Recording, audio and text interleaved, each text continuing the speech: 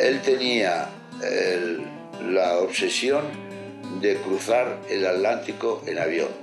Entonces los aviones de la época no tenían capacidad para eso, y por eso trajo este Zeppelin. Fue un promotor de todo aquello que tuviese alas y que fuese capaz de volar. Yo creo que en ese sentido albergaba en su interior pues, el viejo sueño de la humanidad por volar. Eso fue el gran motor de Loring y de todos los que en su época se dedicaron a la nueva ciencia aeronáutica. Y esta generación es la heredera de la del 98, la generación del 14 va más lejos. Parte del análisis de esa decadencia, pero quiere cambiar la realidad del país, quiere modernizar a España. Era un hombre inquieto, ¿no? Desde el punto de vista de los negocios, era ingeniero de caminos y es el típico pues, que se hizo rico y se arruinó 20 veces. Un hombre despierto, espabilado y bastante idealista, o sea, bastante visionario, ¿no?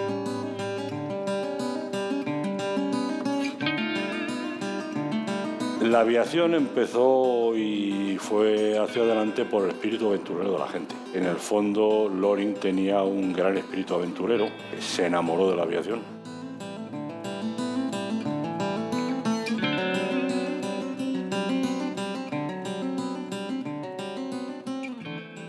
Loring, desde sus primeras enseñanzas en Málaga, tiene un interés por la técnica. Tenía la posición económica que le permitía cursar los estudios de ingeniería de caminos de forma civil. Llegó a Madrid, tenía capital, tenía su carrera, y lo primero que hizo fue comprarse un avión, porque le gustaba a él pilotar. Está abierta en aquel momento la Escuela Nacional de Aeronáutica de Getafe, él consigue matricularse con un primo suyo y ambos consiguen el título de piloto civil, uno de los pocos títulos de piloto que expendiría la Escuela Nacional de Aeronáutica. Con la mala suerte de que el avión en los primeros vuelos pues, tiene un aterrizaje de emergencia y queda destruido.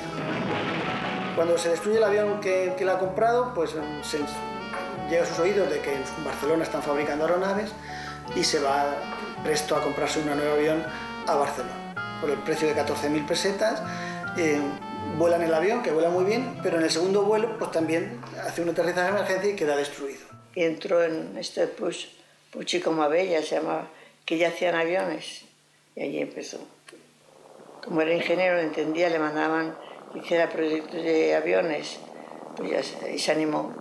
Tiene la fortuna de ir encontrándose con personajes tan apasionados como él o más, que lo llevan por esta vía. Por eso cuando Emilio Herrera le proponen hacer la línea de dirigibles, él se vuelca a ese proyecto tan novedoso en el que nadie creía.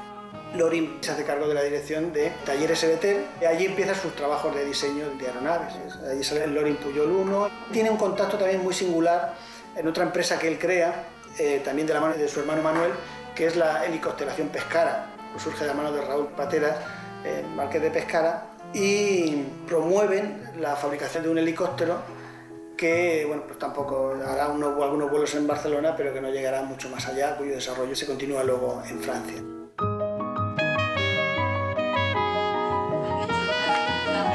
En ese momento que estaba en Barcelona, se enamoró de una catalana. La vio un día por el Paseo de Gracia, que iba con su madre, que se iba sentando en todos los bancos porque le dolían unos zapatos nuevos que llevaba, y a mi padre le hizo gracia. La siguió hasta ver dónde vivía y bueno, y la empezó a cortejar y no paró hasta que se casó con ella. Papá era un encanto, vamos, por lo que cuentan la gente. Un hombre abierto y simpático y alegre y ocurrente.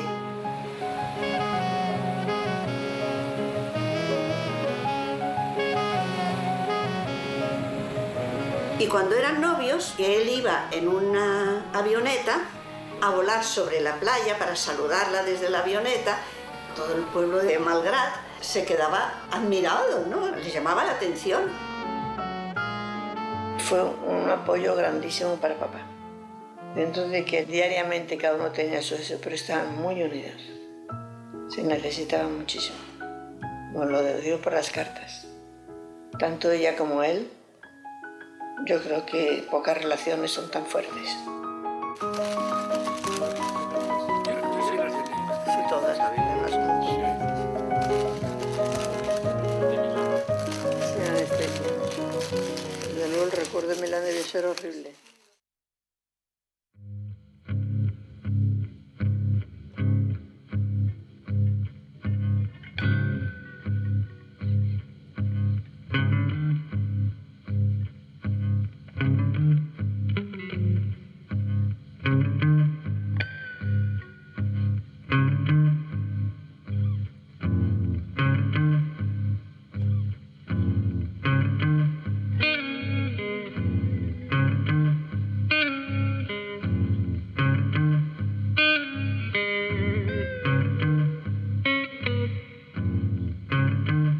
Querida Montserrat, pensaba haber ido a Alemania por Barcelona para arreglar de verte, pero tengo que pasar por Bilbao para la firma de la Sociedad de los Cepelines y no hay modo de hacer combinación. En París y en Alemania me detendré lo menos posible y espero estar de vuelta antes del 20 de este mes.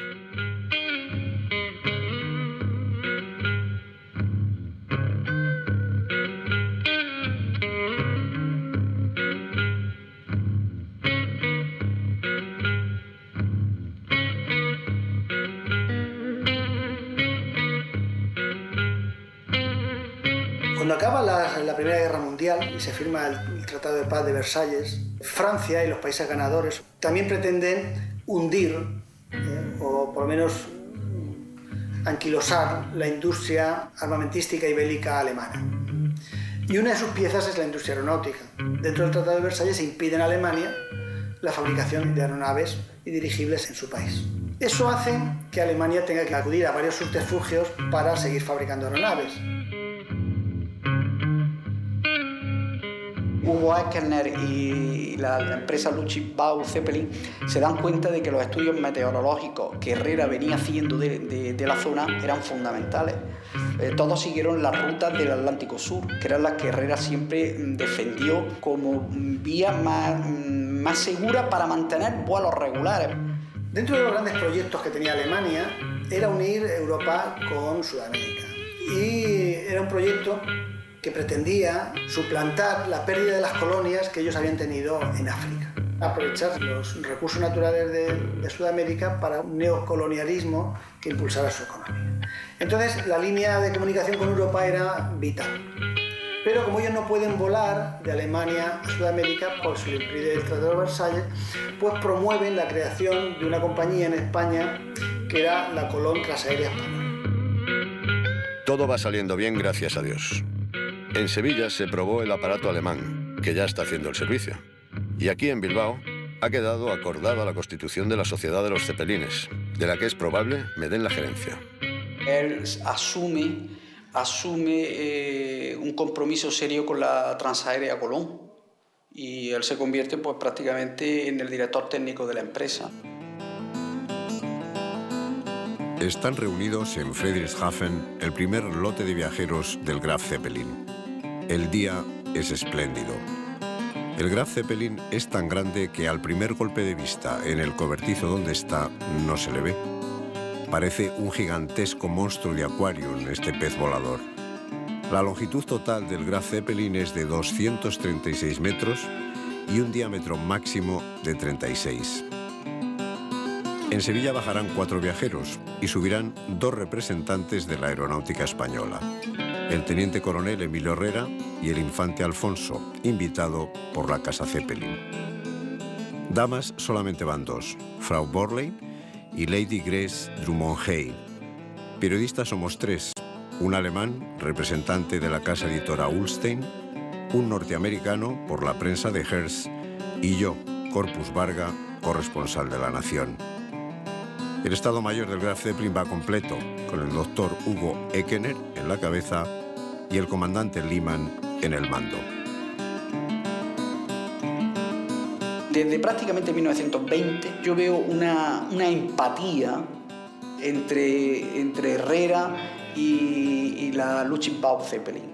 Es verdad que Hugo Echner es una persona muy afable, que respeta y valora muchísimo a Herrera. No hay que olvidar que Hugo Echner, que lleva a cabo el éxito de esta empresa, era un doctor en filosofía. Es decir, él se recicló, aprendió muchísimo de dirigibles, pero él no era ni un ingeniero aeronáutico, ni era un tecnólogo de la aeronáutica. Herrera sí lo era. Y yo creo que ahí se produjo una feliz conjunción. Loring y Herrera coincidían plenamente en un objetivo que era el desarrollo de la aviación española. Uno era fundamentalmente el científico, el tecnólogo, el otro era el hombre de empresa, pero también con una sólida formación. Y él entra en asociación con varios personajes importantísimos. Entre ellos, el propio Alfonso XIII pone capital para esta línea que va a ser Sevilla-Buenos Aires. En las listas de pasajeros aparecen hombres de negocio y van a hacer operaciones financieras.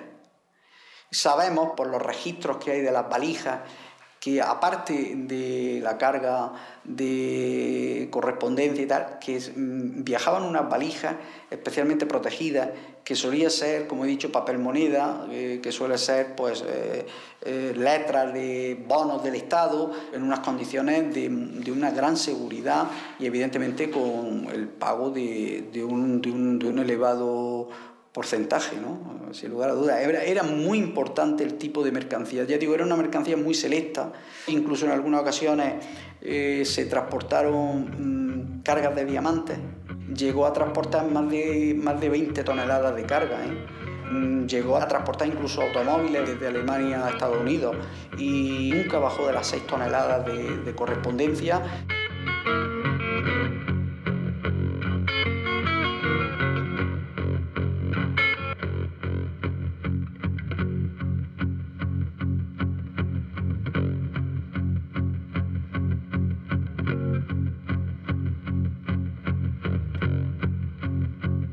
Europa fue pionera en el transporte primero de correo y luego poco a poco, según fue habiendo aviones modificados con más capacidad, pues incluso para transportar pasajeros. Y evidentemente Loring, que veía cualquier oportunidad en el mundo de la aviación y enseguida la ponía en marcha, pues no podía estar ajeno a eso.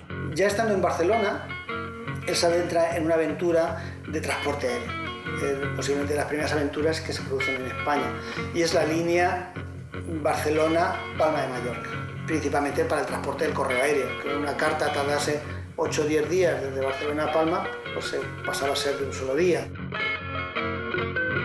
En aquel momento la única opción era con hidroaviones. En el primer vuelo de la línea va el propio Loring. Va Loring, el piloto Gino Gianello, que es el piloto de la Casa Saboya, y un periodista, Code Triola, que es el que los acompaña.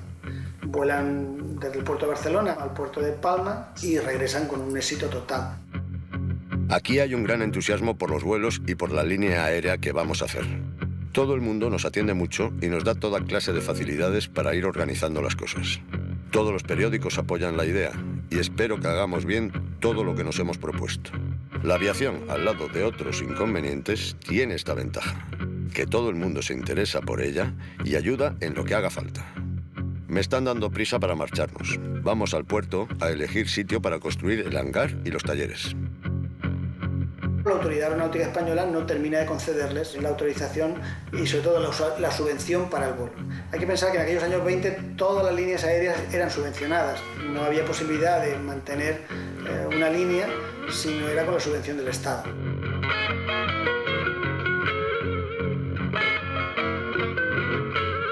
La posición que tenía Loring era una posición, aparte económicamente holgada, era políticamente muy válida en aquel momento. Él estaba muy relacionado con las familias aristocráticas españolas y con los círculos de poder. Es evidente que la posición social jugó un papel, pero aparte de eso fue su carácter de emprendedor, su entusiasmo y con una gran habilidad para convencer a la gente para que se embarcara en sus proyectos. El rey era el primer interesado en que la industria aeronáutica se desarrollara todo lo moderno de los trenes, los dirigibles y especialmente los automóviles y aviones. Él tenía los coches más avanzados, visitó a los hermanos Wright. También era indudablemente un enamorado de la aviación. Y claro, desde su puesto como rey, él no podía hacer directamente los aviones, pero sí que su estímulo y su apoyo estaba allí donde hacía falta.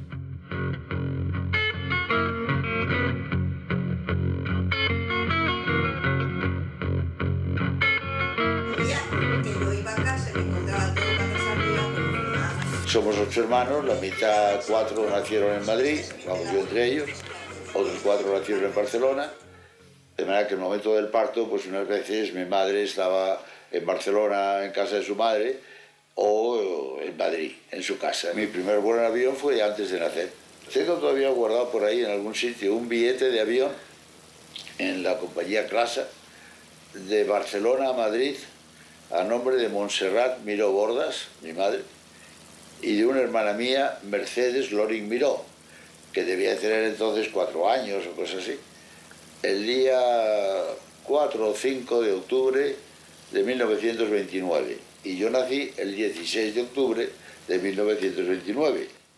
En un Junker o en un Fokker íbamos de Madrid a Barcelona y nos sacaban una foto antes de salir por si se caía el avión, saber quiénes iban dentro. O por salíamos en el periódico. En el ABC ponía: el constructor de aviones, don Jorge Loring, se traslada a Barcelona con su familia. Yo creo que había sitio para 30 personas.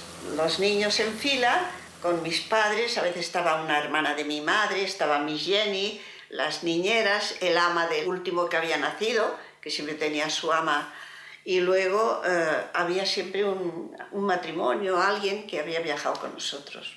Una hermana mía, Nuria, pues tuvo en alguna ocasión, no sé qué era, tosferina o algo así, y le recomendaron climas de altura.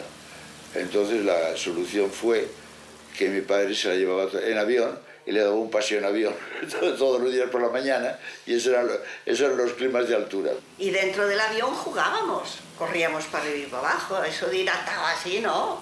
Y había momentos en que cuando el avión pasaba de la montaña al valle, le chupaba, el valle chupa, entonces el avión bajaba rápido, mira, entonces se nos metía el estómago para adentro.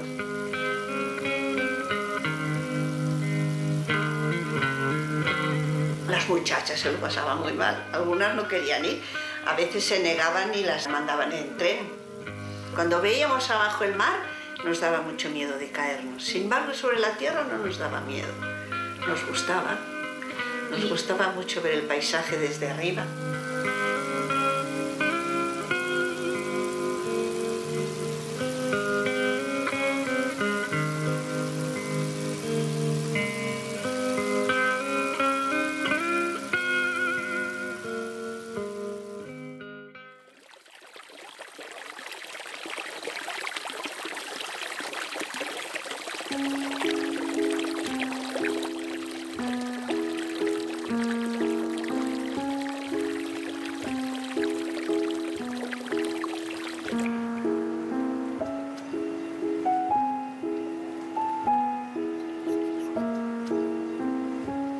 En aquella época Málaga era la ciudad con más empuje industrial de España, y estos eran la familia más rica de Málaga, o sea, eran gente importante, ¿no? Es decir, me contaba que el presidente del gobierno iba a su casa a comer, en la época de Cánovas del Castillo y Francisco Silvela. Los Loring vienen de Boston. Este hombre era el delegado de Baring Brothers en España, era una de las casas de solera de Inglaterra de banca de negocios. Y además tenía negocios pues, de comercio, de aceite, de vino, de todo. Con la reina Cristina tenían mucha amistad, por eso viajaban mucho de Madrid a Málaga. Hacían reuniones en la Concepción a nivel político. Mi bisabuela, Amalia, era hija de Agustín Heredia. Se casó con Jorge Loring Oyarzábal, que como hacía comercio a través de los barcos, traía a su mujer plantas exóticas de muchos países. Y entonces Amalia, en su casa de la Concepción, fue adaptando partes del jardín a distintos climas, iba poniendo las plantas exóticas de acuerdo al clima que necesitaban esas plantas.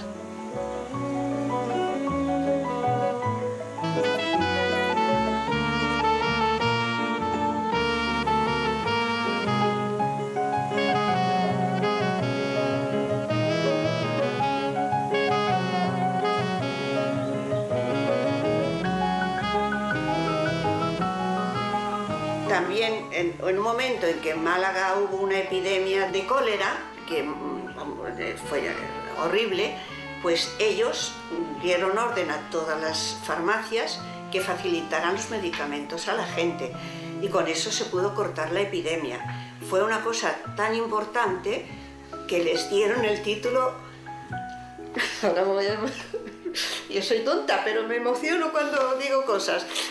Les dieron el título de marqueses de Casa Loren. Es que a mí me gusta que el título se lo hayan dado por algo tan bonito como es haber ayudado a que un pueblo se salvara de la epidemia.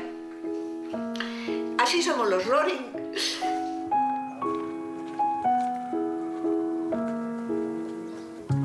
Mi abuelo lo mataron por política, porque un día discutiendo con un periodista en un bar, al salir del bar, este señor le pegó 2 tiros y lo mató, cuando mi padre tenía 2 años. Estaba en la Concepción. Era la casa de los abuelos y pasaban temporadas.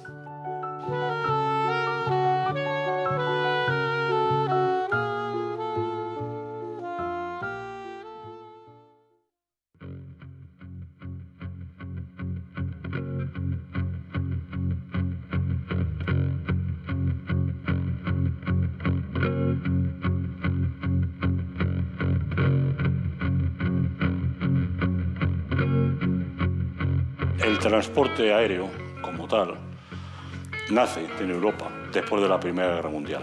Llegó el piporrazo, los países beligerantes se encuentran con muchísimos pilotos y muchísimos aviones a los que no hay uso de dar. Solamente las autoridades de la Dirección General de Correos y de Comunicaciones veían las ventajas que el transporte aéreo podía tener a la movilidad. Los aviones grandes de bombardeo eran adaptables para uso como transporte de correo. Hay una serie de países europeos que tienen colonias, por ejemplo en África. El transporte de correo y documentación rápidamente pues es un beneficio tremendo. Se promueven 3 líneas aeropostales. Solo la línea Sevilla-Larache recibe el apoyo para montarse como línea aeropostal, pero ocultando el interés que también tenía el ejército para comunicar el mando del protectorado con la península. La compañía empieza a funcionar en octubre de 1921 con aviones de Havilland DH-9. Tiene una eficacia y una regularidad muy encomiable durante los años 20.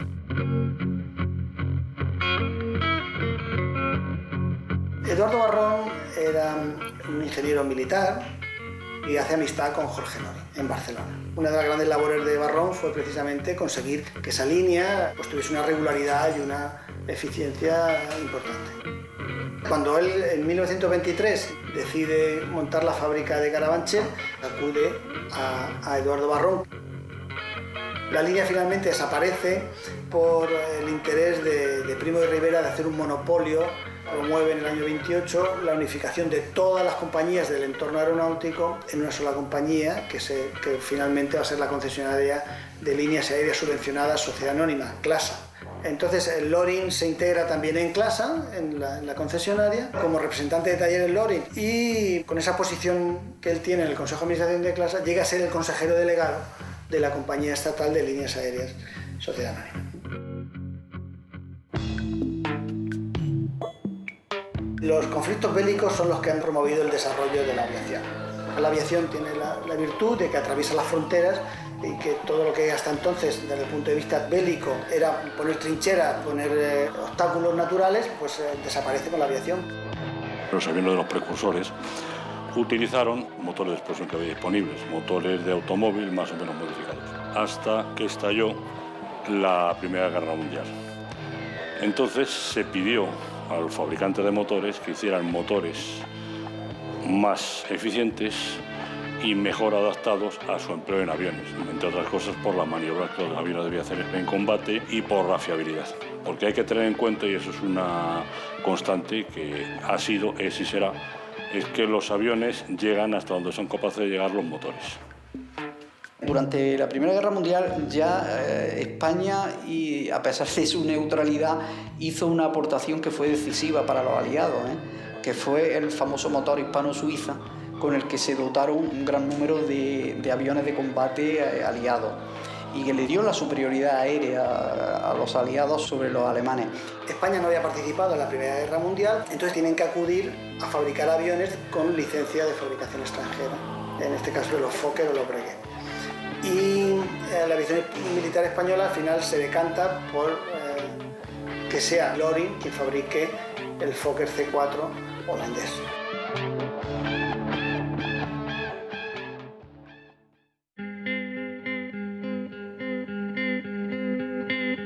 Al terreno del futuro aeródromo he ido varias veces y cada vez se pierde otro día.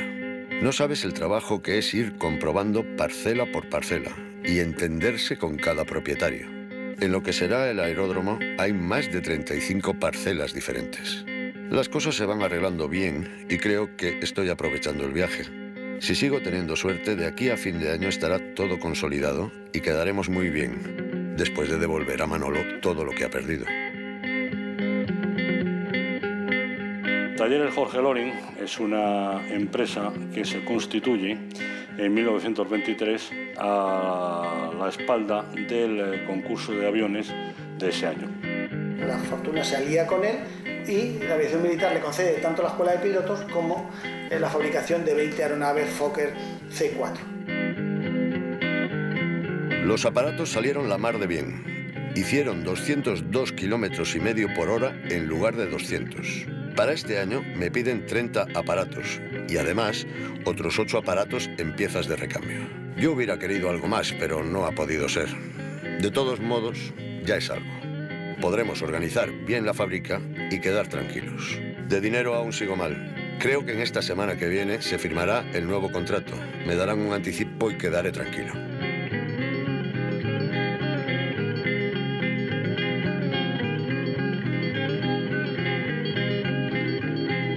No era una fábrica al uso, sino que era una fábrica que disponía de ciertos avances sociales para la época. Se montó un taller de aprendices. Para los obreros se había puesto un comedor para facilitarles la comida, que no tuvieran que llevar la comida de su casa, y también les facilitaba una especie de economato para que pudieran comprar barato.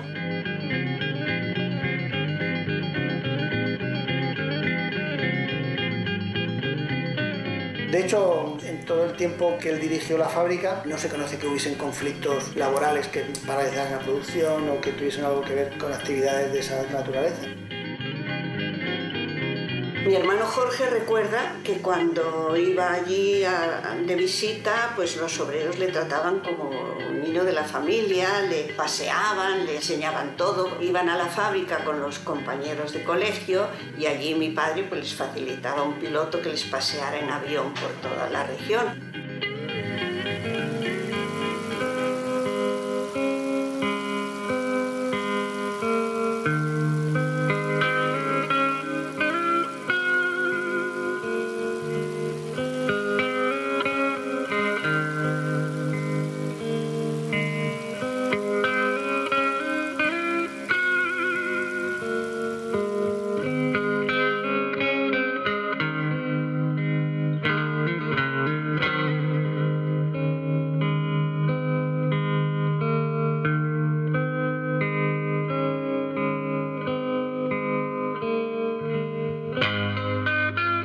Las dos industrias aeronáuticas más importantes que había en España eran Casa Construcciones Aeronáuticas, fundada por José Ortiz Echagüe en 1923, y Talleres Loring, Jorge Loring.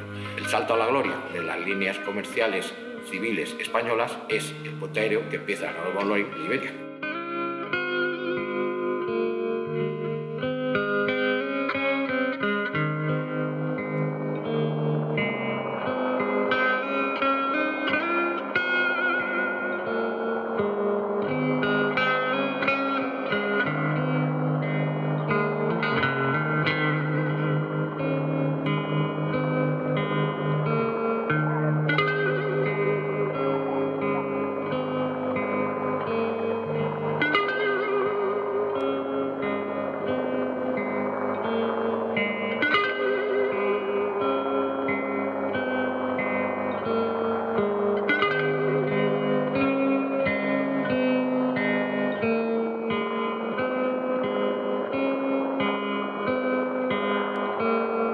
Este consorcio de Iberia, Lufthansa, etcétera, hace ese primer vuelo. Tenemos que considerar a Jorge Loring, que es no solo pionero de la construcción en España, de las líneas aéreas postales, sino de empezar a considerar como un negocio este tipo de vuelos.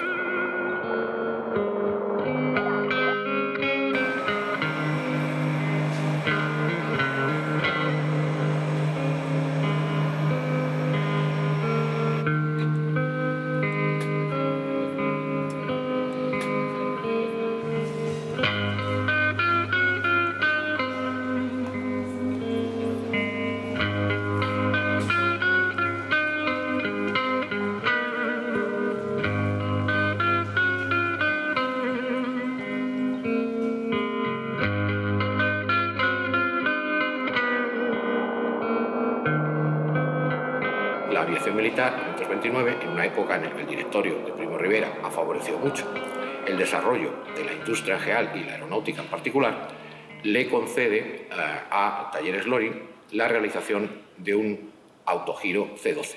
La Cierva llega a iniciar trabajos con Loring de la mano de Emilio Herrera.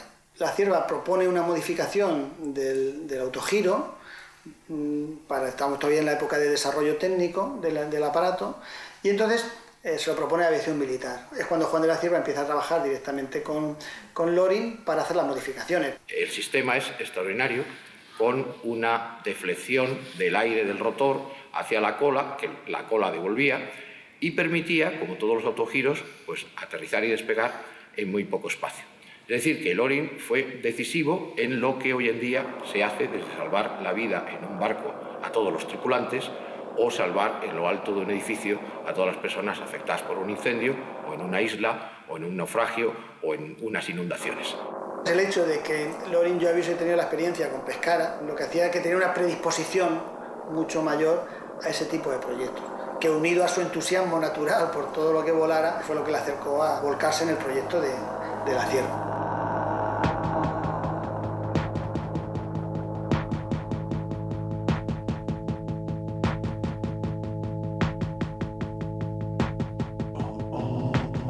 Los grandes trabajos de Loring en Sevilla son inmensos para conseguir los terrenos para el aeropuerto de dirigibles.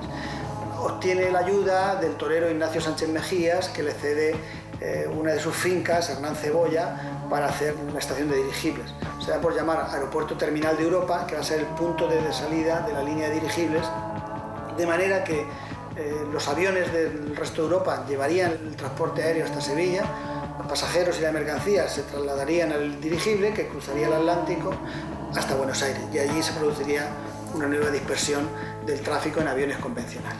Tenía una envergadura muy superior al Titanic, o sea, que hay que tomar esos datos, tenerlos presentes. Estamos hablando de una nave impresionante en volumen y en dimensiones en todos los sentidos.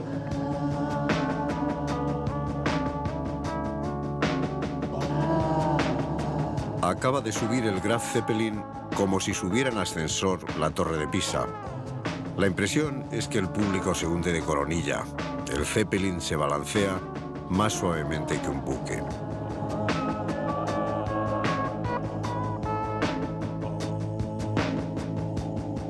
Brilla la cinta estirada de un río. Hemos pasado las Islas Baleares para venir a Cartagena y seguir a lo largo el perfil adusto de España. El viento es favorable, hacemos 200 kilómetros por hora. Encontramos limpio de nubes el estrecho de Gibraltar. El mar, tomado aquí por la cintura, entre Europa y África, se hace espuma tumbado al sol. El gran Zeppelin contonea el peñón, parece que lo está festejando. El Zeppelin flota.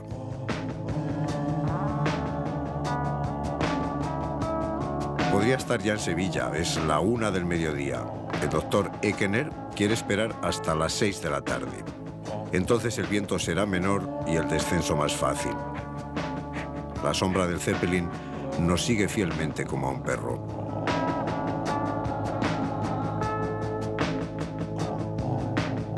Vamos descendiendo. Sevilla aparece como una paloma sujeta con la cinta del Guadalquivir.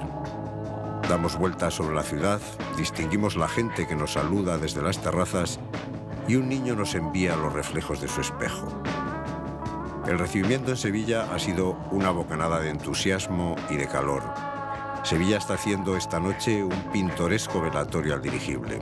El aeropuerto, convertido en feria, con puestos de bebidas, es visitado por una multitud que rinde culto al Graf Zeppelin, rival hoy de la Macarena.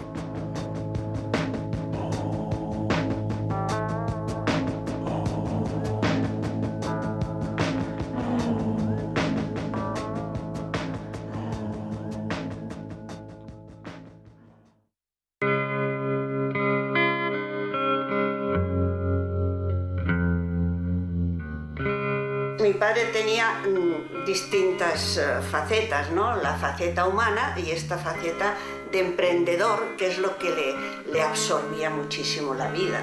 Incluso los domingos, cuando estaba en casa por la tarde, se sentaba a hacer dibujos de todo lo que estaba preparando para el próximo avión que iba a construir. Nosotros le veíamos poquísimo, aunque era muy cariñoso, y había cosas bonitas y cosas difíciles. Me acuerdo una vez, yo solo tenía 6 años, pero me acuerdo que tuvo un disgusto muy grande un día que se estrenaba un avión. El trimotor Loring era un avión en la línea del Fokker F-7, un trimotor de pasajeros. En julio del año 32, en un vuelo de pruebas, se estrelló pues, muy cerquita de aquí. Los tubos de acero con los que se había construido el fuselaje eran de importación, habían sido traídos en barco y en la bodega hubo un incendio. Ese incendio habría calentado, había elevado sensiblemente la temperatura de esos tubos, que habrían perdido propiedades mecánicas por el efecto del calor. El piloto, pues al subirse al avión, cogió mal la velocidad, subió demasiado en picado y entró en barrena. Entonces no pudo controlarlo y se estrelló y se mató. Y eso para mi padre fue un disgusto horrible. Yo me acuerdo, pues ahora sí me voy a emocionar, porque recuerdo cómo mi padre sufrió. Porque no solo se mató el piloto, es que se mató también su chofer, Aurelio, que era como de la familia, que había ido a llevar al piloto un almohadón a última hora y se quedó. Se quedó dentro del avión y cuando mi padre vio que la tragedia, empezó a llamar a Aurelio, Aurelio, y Aurelio no aparecía y estaba dentro muerto. Eso fue para él horrible.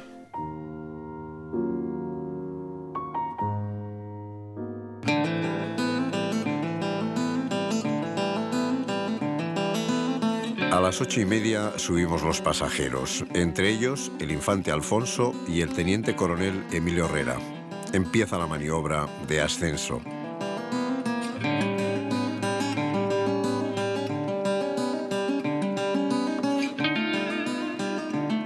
Vamos hacia las Canarias. El dirigible navega aprovechando los vientos como un barco de vela. Ha subido en Sevilla como viajera la Macarena en estampa, regalada por la cofradía sevillana del mismo nombre. Ha sido colgada en el comedor frente al mapa. Unos se acercan al mapa, otros a la Virgen. Entramos en la corriente de vientos alisios. Pasaremos Cabo Verde y por el Ecuador mañana por la mañana a mediodía. A las 2 de la madrugada empezará la gran prueba del Graf Zeppelin, al entrar por primera vez en la zona ecuatorial. El teniente coronel Emilio Herrera me hizo las siguientes declaraciones. La prueba ha sido concluyente, el tiempo normal, ha llovido mucho en la zona de los chubascos. Se habrán convencido quienes creían imposible que el Graf Zeppelin pasara al Ecuador. Deseo expresar por medio del periódico La Nación la alegría que sentirán conmigo millones de hombres al saber a Sevilla a 3 días de viaje delicioso de Buenos Aires.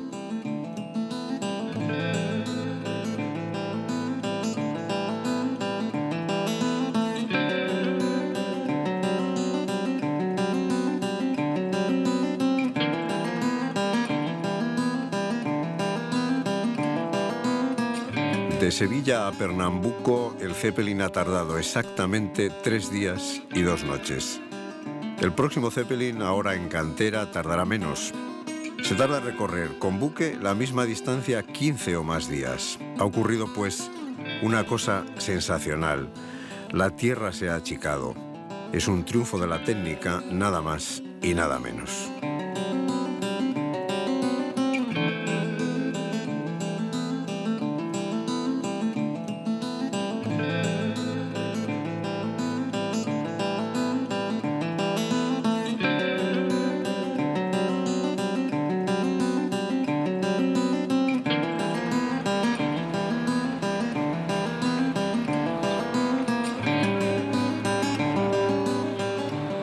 Es verdad que en Sevilla hay un movimiento interesantísimo de apoyo en la prensa, incluso se crean grupos que quizá el mayor representante es un aristócrata sevillano, Tomás Martín de Barbadillo, que apoya a la empresa, que defiende en los medios el proyecto de Sevilla, aeropuerto terminal de Europa.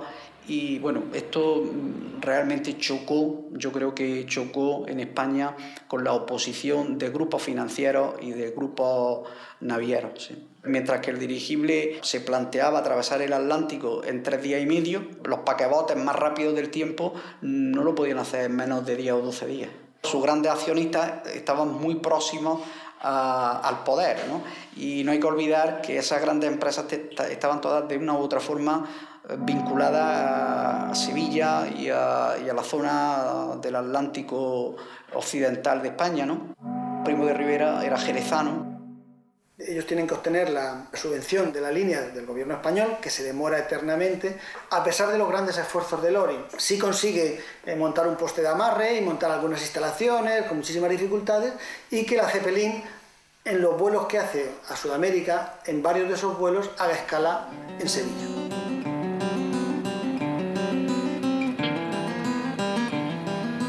Desgraciadamente es una estrategia muy sutil, porque el gobierno en ningún momento le dice que no, sino simplemente se produce una serie de dilaciones. Y claro, llega un momento en que los alemanes sobre todo se dan cuenta de que el gobierno español no estaba dispuesto a hacer la inversión. Con Primo de Rivera es evidente. Hay ciertos intentos por recuperar el tema en la República. De hecho, sabemos que Lerroux se desplaza a Sevilla y vuelan por la Baja Andalucía, hace un vuelo en 1934 en el Graf Zeppelin. Hugo Echner y Emilio Herrera visitan incluso a Azaña en su etapa de ministro de la Guerra para que vea el proyecto, y Azaña lo acoge bien, pero aquello no prospera. Ese proyecto en Europa generó unas tensiones tremendas, y Francia además compra voluntades en España.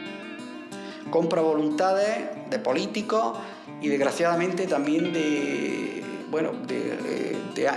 ámbito aeronáutico, ¿no? Que emprenden unas campañas durísimas contra dirigibles.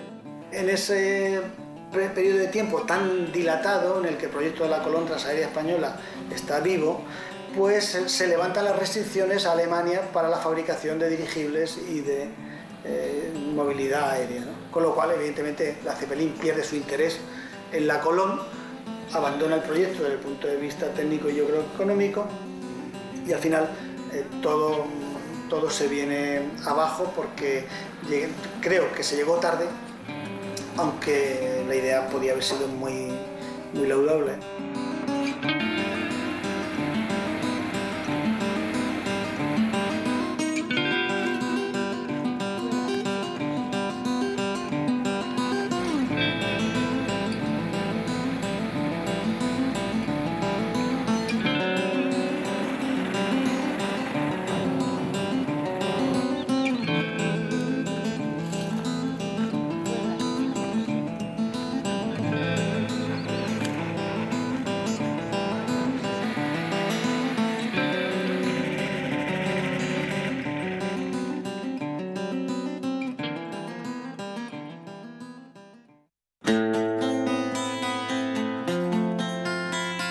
Mi padre tuvo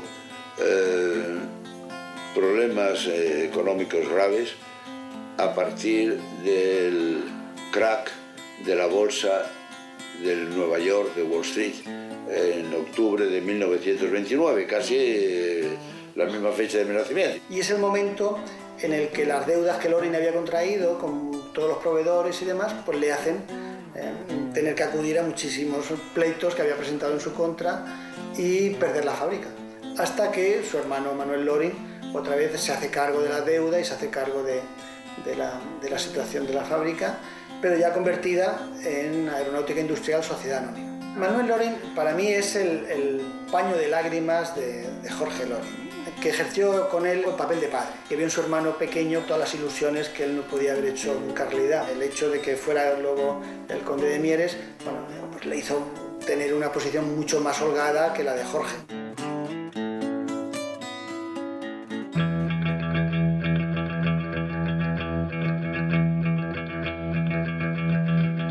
Cuando se inicia la sublevación militar de julio del 36, la fábrica de Loring en aquel momento tiene un nivel de actividad razonable, ¿no? Se ve incorporado a la fábrica unos años antes Arturo González Gil, que es un ingeniero muy importante, organiza un batallón con los obreros de la fábrica y con el resto de las fábricas de Madrid para oponerse a la sublevación, y muere pocos días después en el frente de batalla. Eso hace que se desequilibre totalmente la posición de Loring en su propia empresa. González Gil era el valedor de Loring ante la parte, digamos, más radical que podía haber de los obreros.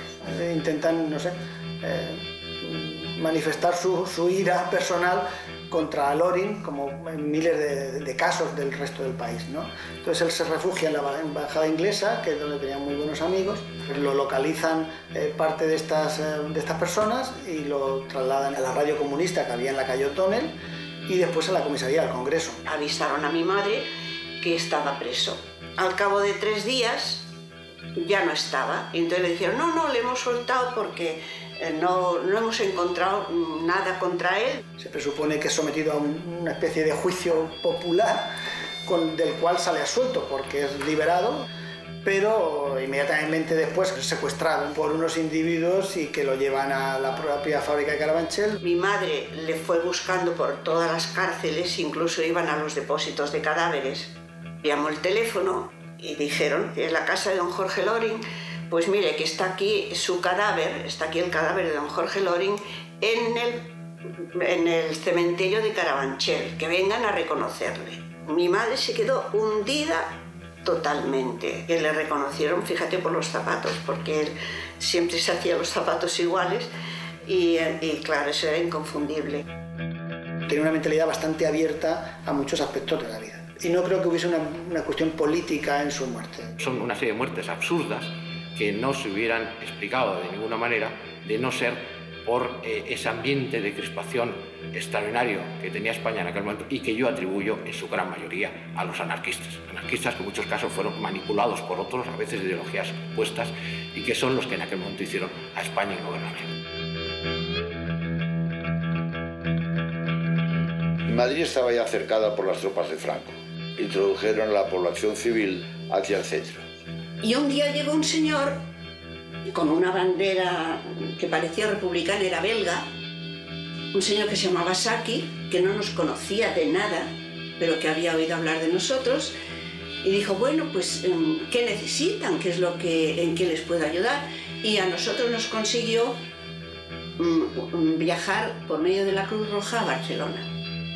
A mí me llevaron a casa de unos primos que estaban bien colocados y tenía una niña de mi edad y estuve allí como una prima refugiada.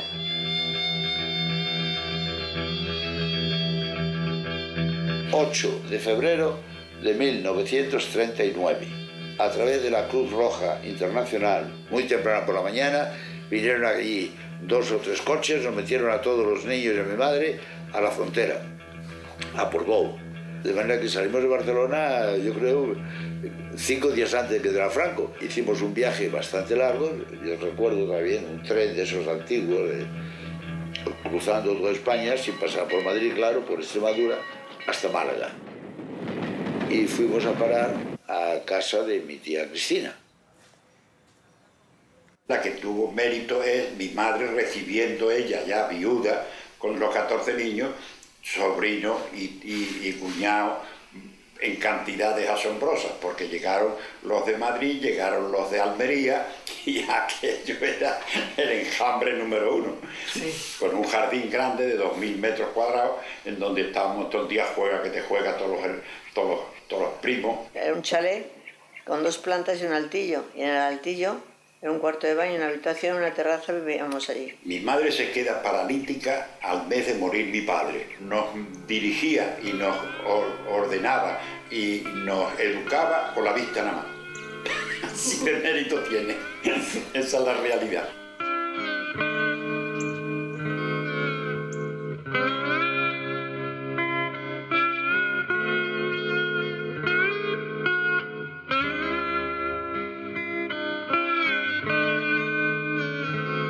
A ISA le asignan la fabricación de aviones de madera y tela. Deciden que sería bueno que se trasladase la fábrica a León para utilizar los pinos y la madera de los bosques de la zona norte de Castilla. Manuel Loring indaga con varios de sus conocidos ante el general Franco que cuáles eran las razones. Franco les acusa a la familia Loring de ser pro-monárquicos y pro-Don Juan, y entonces, bueno, pues pretende de alguna manera pretende castigar su fidelidad monárquica. Una vez que la fábrica empezó otra vez a funcionar y se construyeron los camiones aquellos Avia, hasta que mi primo Manolo decidió vender las acciones a casa, y entonces mi madre vendió también. El hecho de que sus hijos se hayan dedicado a la vida religiosa, pues eso hace que la figura de los padres no tenga la visibilidad que en el caso de que los hijos se dediquen a una actividad similar a lo de los padres y la continúen. Evidentemente la historia de mi familia está muy condicionada por la muerte de mi padre, eso es evidente, y por la situación de la guerra y por esa época de mucha precariedad económica. Cuando mataron a mi padre, mi madre tenía 36 años y 8 hijos, el mayor de 15, y nos sacó adelante. Si eso no hubiera ocurrido, pues mi familia sería otra cosa. Bien, ¿qué cosa? Ni idea.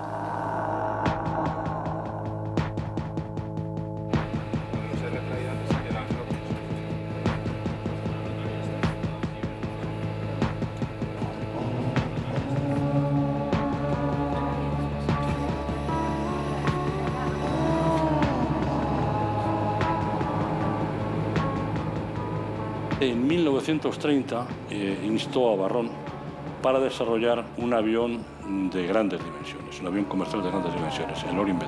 Empezó a hacer piezas, empezó a hacer ensayos de las piezas vitales, por ejemplo, de costillas del ala, con las dimensiones que ese avión hubiera tenido. Si en vez de poner camarotes hubieras puesto asientos, habría llevado 100 pasajeros. Él tenía en construcción lo que en casa se hablaba el avión gigante. El avión gigante era un avión de 6 motores. Probablemente hubiera supuesto una revolución, y desde luego hubiera elevado al taller Jorge Loring a un puesto muy puntero en la industria aeronáutica de la época. No cabe la menor duda. Ese avión de 6 motores se quedó sin hacer. Pero ese era su sueño, cruzar el Atlántico en avión. Allí donde había una oportunidad, allí donde había la posibilidad de montar una empresa, llámese de transporte aéreo, de formación de pilotos, de construcción, de lo que fuera, allí estaba Loring.